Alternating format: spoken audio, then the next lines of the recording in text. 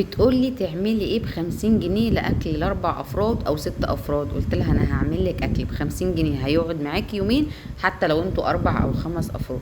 تعال اقول لك بقى انا جبت ايه وعملت ايه. بس قبل اي حاجه صلي على الحبيب، قلبك يطيب، اعملي لايك، قولي لي رايك في الكومنتات. انا جبت اللي انا هستخدمه كله وهشرح معاكم كل حاجه واحده واحده. طبعا مش هفكرك، لو انت ما عملتيش لايك اعملي لايك وقولي لي رايك في الكومنتات وفي الميزانيات اللي انا بعملها ومفيده ولا لا. ده مبدئيا جبت ب8 جنيه عدس بجبه. العدس بجبه بينفش لما بيستوي وبيتضاعف، فمسكته غسلته كويس ب8 جنيه، واحسبي معايا واحده واحده. هغسله كويس وكل اللي محتاجينه شويه ميه قد شويه العدس عشان انا مش عايزه الميه تزيد منه، وهنزل عليه بمعلقه من الملح ومعلقه من الكمون، ومش هحتاج اكتر من كده. هديله تقليبه وهرفعه على عين البوتاجاز يغلي غلوتين، وهبدا برضه اشتغل في بقيه المكونات. اول حاجه 8 جنيه. بالنسبه للطماطم انا كان عندي كيس طماطم، بس لو فرضنا ان انت جبت طماطم هتجيبي طماطم ب5 جنيه او ب10 جنيه. انا ما حسبتهاش من ضمن ال50 جنيه. طلعت كيس طماطم من عندي، طماطم والبصل من البيت. جبت بصلتين، البصل بقى زي ما انت عايزه زودي فيه، انا بالنسبه لي كان بصلتين على الحله دي كويسه قوي. مسكتها قشرتها وهقطعها قطع رقيقه جدا، تبقى رفيعه على قد ما تقدر عشان تقرمش معاكي وما تشربش زيت. واهم حاجه انك تفرفطيها او تفكيها. بعد ما غسلت البصل هبدا اخرطه. بصي بحاول ارفع حجم او سمك البصلايه عشان تقرمش معاكي.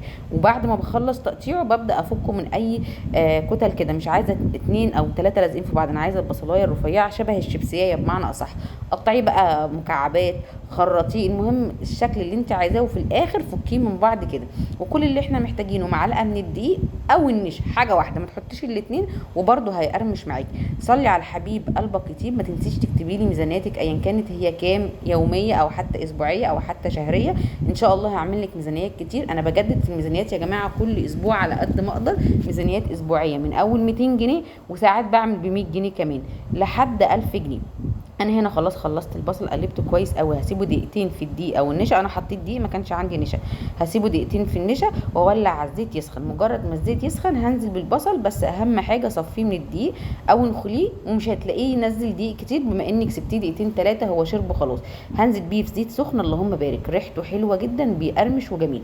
ولعت كمان معاكي على الصلصه تفك. وادي ايه العدس بجبه بيتسلق زي ما انت شايفه. هطلع البصل ده وحطيه في مكان جيد التهويه. لازم مكان يبقى قدام مروحه او مكان مفتوح عشان ما ينشفش منك. التركه دي اهم من البصل نفسه.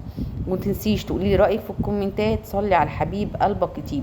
50 جنيه ممكن نعمل بيها كذا اكل او كذا صنف، يعني النهارده صنف بكره صنف. في اكل ب50 جنيه فعلا، بس اكيد مش هيبقى فيه بروتين بما ان الحاجه غاليه. ما علينا. انا خلصت البصل طلعته قدام المروحه. خدت كمان الكيس ده 300 جرام من الشعريه، انا خدت نصه يعني 150 جرام من الشعريه. هديله تشويحه في الزيت اللي سلقت فيه، اسفه اللي قليت فيه البصل. يعني الكشري بيتعمل بالزيت، الزيت اللي بتقلي فيه البصل هو اللي بتعملي بيه كل حاجه. نزلت بالشعريه حمرتها، نزلت بالعدس بعد ما صفيته. كل اللي محتاجينه معلقه ملح، معلقه كمون، ودي كوبايه من الرز بس، يعني اقل من 10 جنيه رز. الشعريه تقريبا 5 جنيه. انا كان عندي اكياس فبحسب لك بالميزانيه. الشعريه 5 جنيه، البصل موجود في البيت، الطماطم من البيت، ب8 جنيه عدس بجبه، و8 جنيه رز. هقلب الكلام ده كله. اول ما يتشوحوا مع بعض كده هنزل بالميه، والميه تكون كتيره شويه. هعمله كله في حله واحده، هوفر وقت ومجهود بما اني تعبانه اليومين دول. ادينا خلصنا تشويحه الرز. التركه بتاعت التشويحه دي يا جماعه بتفرق معاكم قوي، ما تخليش الرز يعجن. بس هنا هنزود في حجم الميه عقلتين فوق الرز والمكرونه. انا اخر حاجه بنزل بيها المكرونه، نزلت بكيس كامل من المكرونه الاسباجيتا اللي هو 300 اللي هو 350 جرام. الكيس ده ب 13 جنيه. وخدت نص كيس من المكرونه المقصوصه ده، نص كيس قولي يا ستي ب10 جنيه. تمام كده. وهقلب الكلام ده كله. هزود الميه تاني عقلتين فوق المكرونه والرز. التركه دي مهمه، مش هيعجن منك ما تقلقيش. اهم حاجه الميه تبقى مغليه. وهغطيه وهسيبه. اول ما يبدا يشرب ميته، انا هنا بشوف حجم الميه، اول ما يبدا يشرب ميته هقوم موطيه عليه وعامله معامله الرز بالظبط. ولا هيعجن ولا المكرونه هتاخد سوا زياده، بالعكس هتبقى حلوه جدا ومش هياخد معاكي نص ساعه. بالنسبه للطماطم كانت ساحت خلاص وبدات تغلي. حطيت معلقه من البابريكا، معلقه من الثوم، فلفل اسود، كمون، وشويه من الخل عشان تتقل وتبقى مظبوطه معاكي. اللهم بارك. الاكل ده كله جهز بالظبط في 50 دقيقه، زي 50 جنيه بالظبط كده. وهيرمي معاكي كميه كبيره هتاكلي البيت كله. انا هنا خلاص اتاكدت ان الميه اتشربت، هوطي عليه وهبدا اغرف الاكل بقى. غرفت 4 اطباق ولسه الحله كان فيها باقي تاني، اللهم بارك. صلي على الحبيب يطيب قلبك يطيب. ادي اول يوم ولسه الحله فيها اليوم تاني. هنا كنا 4 افراد ولسه الحله بكره هناكل كشري تاني. اكل ب50 جنيه هيقعد معاكي يومين. الافكار والوصفات كتير، بس في افكار ترمي معاكي كميه وفي افكار لا. وطبعا على حسب الاسعار في السوق. انا بالنسبه لي ما تعداش معايا ال 53 جنيه.